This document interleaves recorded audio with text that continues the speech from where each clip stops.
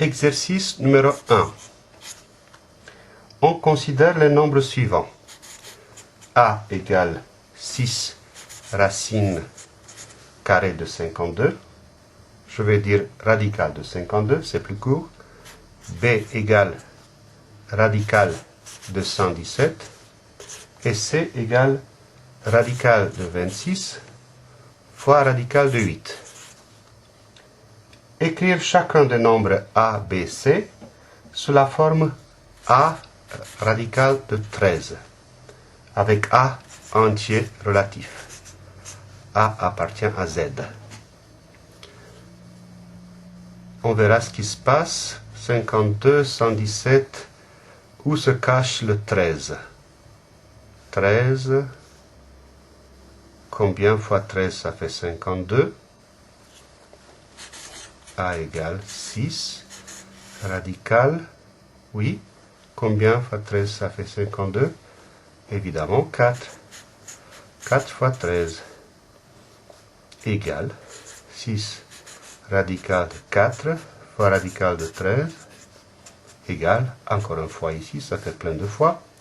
Radical de 4 c'est 2, donc 6 fois 2 fois radical 13 égale 12 radical 13. B égale, même chose, 13 se cache ici comme un facteur. Si je prends la calculette, 117 divisé par 13, allez-y. Bien, ça fait 9. Donc égale radical 13 fois 9 égale radical 13 fois radical 9 égale 3 radical 13.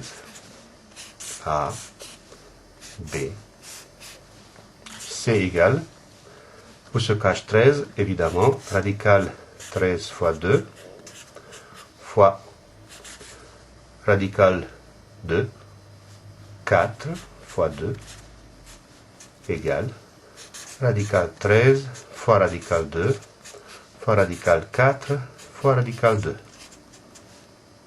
Radical de 2 fois radical 2, ça fait 2. Radical 4, ça fait 2. 2 fois 2, 4. 4 fois radical 13. Première question. Deuxième question. Calculer D égale A moins B moins 3C. C'est égal à 12 radical 13 moins 3 radical 13 moins 3 fois ça. 3 fois 4, 12 radical 13. Ce qui est égal, si on met un facteur, ou on peut réduire les termes opposés, égal moins 3 radical 13. La dernière question. Démontrer que A sur C est un nombre entier. Appartiendrait à Z. A sur C égale, A c'est ça, 12 radical 13, C 4 radical 13. On divise les numérateurs et dénominateurs par radical 13, 12 divisé par 4 égale 3. C'est bien un nombre entier. Deuxième exercice. Préciser si chacun des nombres suivants est rationnel. E égale, trait de fraction, 4 radical 28, moins 3 radical 252, 15 radical 7, et F égale 3 radical 2, moins 5 radical 128, sur 11. E égale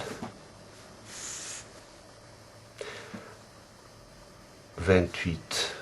28, c'est 7 fois 4. Donc là-haut, je peux écrire 4 radical 7 fois 4. Moins 3. Il y aurait un 7 ici. 7 en 25, 3 fois. Il reste 4. 7 en 42, 6. Oui.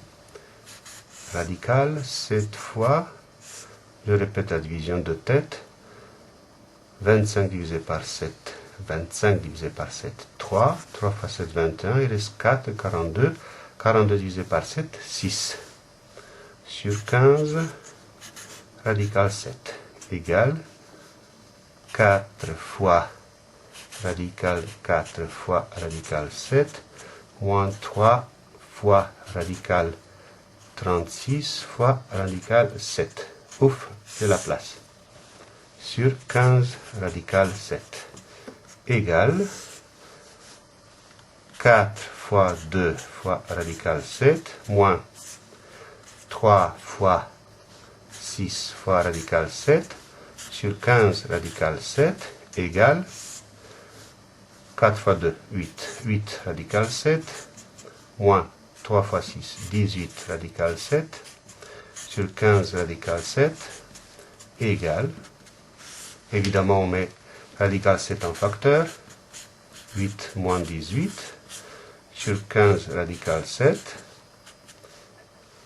Je divise en haut et en bas par radical 7. 8 moins 18 moins 10 sur 15.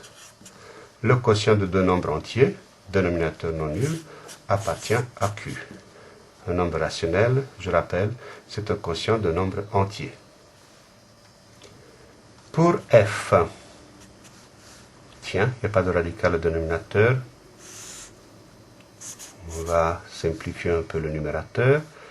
Radical 2, 3 radical 2, moins 5, radical 2 fois 64. 2 fois 64, c'est 128, égale 3 radical 2, moins 5 fois radical 2 fois radical 64, sur 11, égale 3 radical 2, moins 5 fois 8 fois radical 2. L'ordre des facteurs est n'importe lequel dans une multiplication sur 11 égale 3 radical 2 moins 40 radical 2 sur 11 égale moins 33 radical 2 sur 11. Est-ce que ça c'est nombre rationnel ou pas? S'il était rationnel, autrement dit, si moins 33 radical 2 sur 11 s'écrivait comme A sur B, avec A et B entiers, B différent de 0, d'ici, radical 2 s'obtient comme un nombre rationnel. On fait le produit en croix et on extrait radical de 2. Ça, c'est faux. C'est prouvé dans le cours. Du coup, ce nombre ne peut pas être rationnel. Il est donc irrationnel. L'exercice 3. Démontrer que l'inverse de 9 moins 4 radical 5 est 9 plus 4 radical 5. L'inverse d'un nombre, c'est 1 sur ce nombre. Ça, c'est l'inverse de 9 moins 4 radical 5. La question, est-ce que ça est égal à 9 plus 4 radical 5? Je rappelle que A sur B égale C veut dire que A est égal à BC. On écrit équivaut. Ça veut dire la même chose. A divisé par B égale C veut dire rien d'autre que A égale B fois C. Bien sûr, B différent de 0. Et c'est ce que je vais utiliser ici. Je vais multiplier ça fois ça, B fois C, et j'espère trouver 1, c'est-à-dire A. Allons-y. 9 moins 4 radical 5, enfin 9 plus 4 radical 5, égale, on reconnaît A moins B fois A plus B, identité remarquable, A carré, 9 au carré, moins B carré, 4 radical 5 au carré. Ce qui donne 81 moins, je détaille, 4 radical 5 fois 4 radical 5 égale 81 moins 4 fois 4, 16 fois radical 5 fois radical 5, ça fait 5. 81 moins 80 égale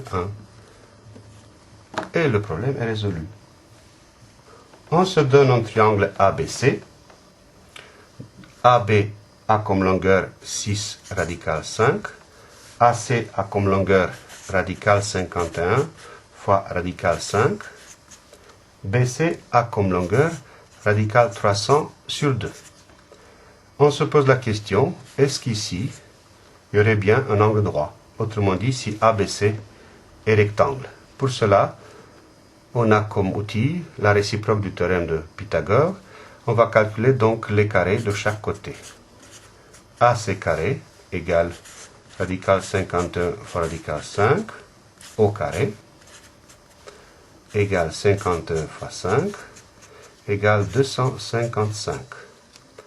AB carré égale 6 radical 5 au carré, 6 fois 6, 36, fois 5 égale 180.